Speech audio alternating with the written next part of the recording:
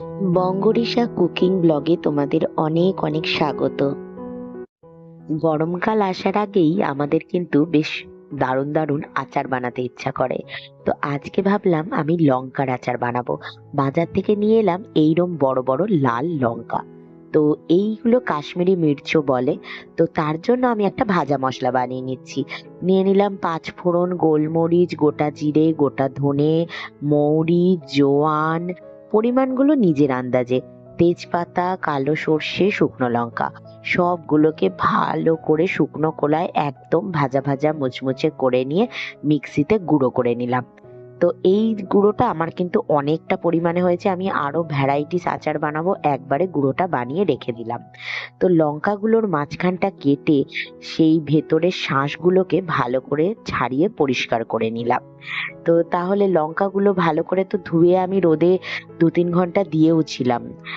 প্রথমবারটা পরিষ্কার করে আগে ২-৩ ঘন্টা শুকিয়ে নিয়েছি, তারপর এই লঙ্কার মাঝখানগুলো কেটে কেটে ভেতরের শাঁসগুলো ফেলে দিচ্ছি।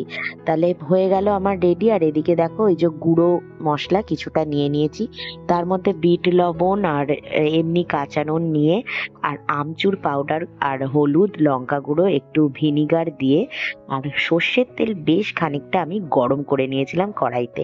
সেই গরম সর্ষের তেল ২-৩ চামচ দিয়ে ভালো করে পুরটা বানিয়ে নিলাম। আমার কিন্তু লঙ্কার আচারের এই পুরটা বানানো হয়ে গেল। এবার এই পুরটাকে লঙ্কার ওই ফাঁকা জায়গাটার মধ্যে ভালো করে ফিল করে দিতে হবে। বেশ সুন্দর করে পুরটাকে ভরাট করে দিয়ে এরপর একটা, মানে প্রত্যেকটাই এরকম সেম ভাবেই পুরো ভরাট করে নেব। এরপর একটা কাঁচের বয়ম ভালো করে পরিষ্কার করে নেব।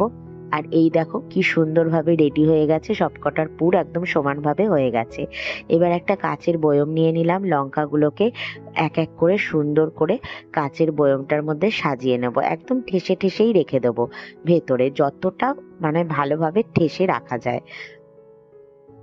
তো আমার এখানে তো ৬ খানা ছিল লঙ্কা।